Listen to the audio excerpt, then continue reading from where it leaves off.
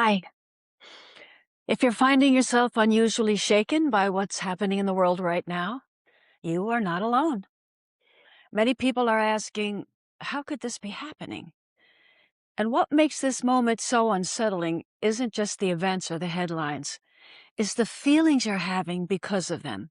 And there's a reason this feels different than anything you've experienced before. So let me share what I'm seeing and what might help. For most of your lives, even when things were difficult or unfair, there was still a basic sense of safety, a feeling that there were limits, that certain lines wouldn't be crossed. And when you've carried that trust for 60, 70, even 80 years, losing it doesn't just feel upsetting. It feels destabilizing and frightening, which is why this time in your life feels heavier than you ever expected it would. And when that deeper sense of safety erodes, the body is always the first place we feel it.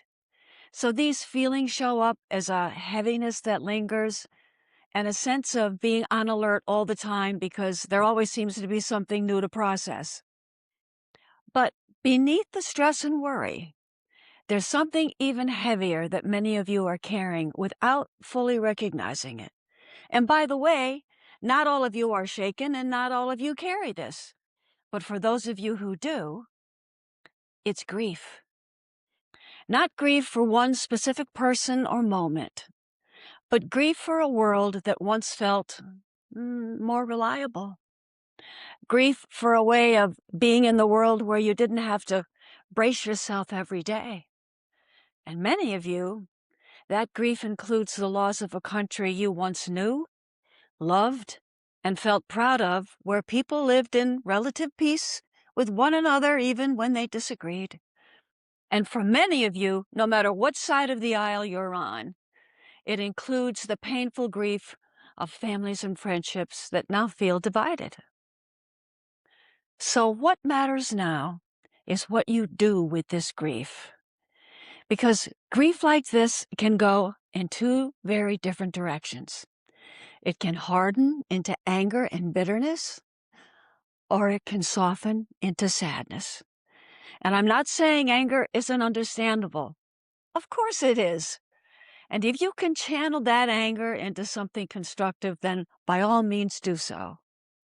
But if you can't, or if the anger just keeps turning inside without anywhere to go, it keeps your nervous system in a constant state of agitation, and it keeps fear alive. And here's what I've learned as a psychotherapist for 40 years.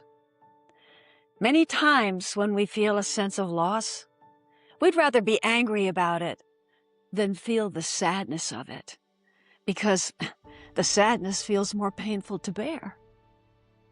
So another way to carry this grief you may be feeling is to allow yourself to feel the sadness without feeding the anger. Why? Well, because anger, although motivational at times, doesn't heal. But sadness does. And let me explain why. When you think of the times in your life when you were grieving a loss, why were you grieving? Now, that may sound like a really silly question, but if you think about it, we really only grieve when we truly love and care about someone or something. You only feel loss because you love. So when you connect with your capacity to love, you're no longer just reacting from your human self. You're connecting with the higher self of who you really are. So in the midst of all this uncertainty and pain, you get to choose. Will I lead with fear, or will I lead with love? And when you choose to feel the sadness instead of feeding the anger, you're choosing love. This is why allowing yourself to grieve, to feel the sadness, is actually an act of courage and wisdom.